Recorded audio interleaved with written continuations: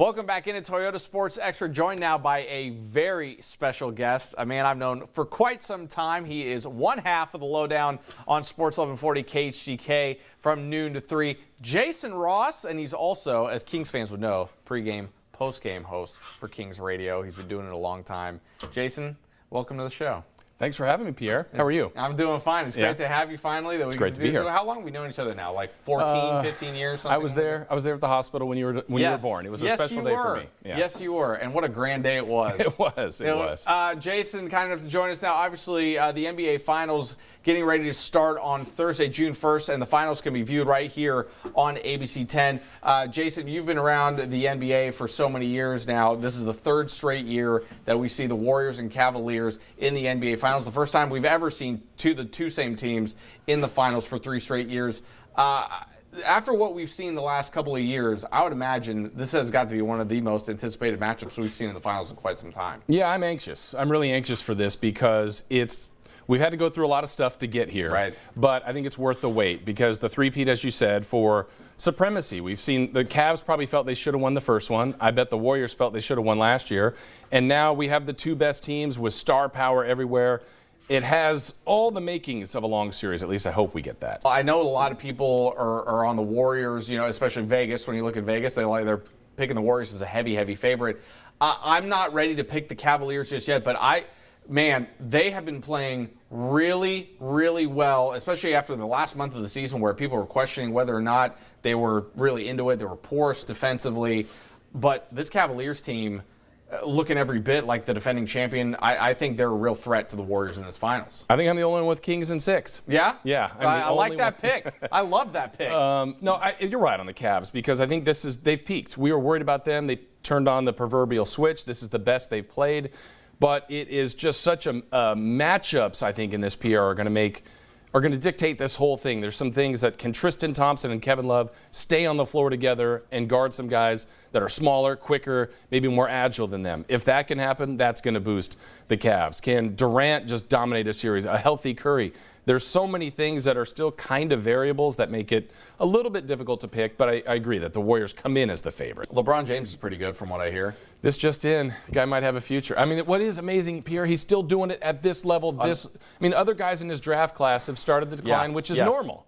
He hasn't, and it's incredible. Not only has he not declined, but I think this is the best basketball he's ever played, and that's saying something considering how he played in the finals last year. I think this is the best basketball we've ever seen LeBron James play. How do you stop this man? I know that the Warriors are going to be, picking their brain, trying to figure out how they slow him down if they can at all, but how do you view it with trying to slow down LeBron James? Draymond seems to be the obvious guy to try to maybe slow him down. He has been before, and Iguodala's done a good job. Durant, I'm wondering, what do you think about this? What if you put Draymond on Kevin Love and then try Durant? And not that it's, like you said, it's not one-on-one the whole time, but almost if you take Love out of the equation. What's Love got to do with it, Pierre? Great question indeed. So if you take him out of the mix, if you could take Draymond and just nullify Love and then make it Kyrie and LeBron's going to find other people. Sure.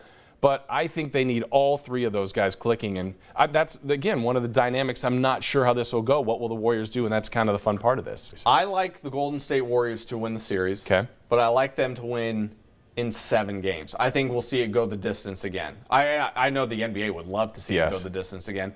How do you view it? If you had to pick a winner in your prediction, how do you like it? Also, Kings in 6 is out. That's the obvious one. If you had to go for something less obvious, I would want to hear that as well.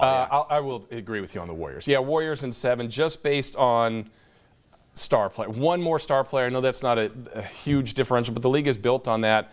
If LeBron somehow does it, it would be a lot because of him. I mean, there's other guys in the Cavs, but it would be truly special. And think about if he beat them last year, which he did, and then he beats them when they add an MVP in Durant. Oof, man. Now we're getting a legacy crazy talk and where everybody goes with LeBron versus Jordan, but it would be a huge, huge win for him. Well, we're hoping that's going to be an outstanding matchup in the NBA Finals. I'm sure it will be. Game 1, again, scheduled for Thursday night out at Oracle Arena in Oakland, and you can watch the NBA Finals right here on ABC 10.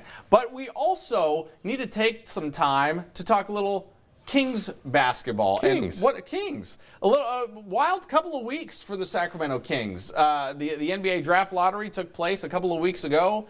Ping pong balls kind of sort of bounced the Kings' way. Could have done a lot worse. Sure. 5 and 10, they positioned themselves in a good spot. I think if you're walking away as a Kings fan after the lottery, and now everybody likes to put up the mock drafts and take a look at the draft board, they seem like they're in a pretty good spot. Yeah, I agree, Pierre. I think you have to almost reflect on where they were. I mean, I look at it, what could have been in a negative way. Had they kept DeMarcus, which was their best player by far, they would have gone down the road of likely having to pay him a huge, your type of salary. Well, let's not get carried away. All right, well, almost. Yeah. Okay, almost.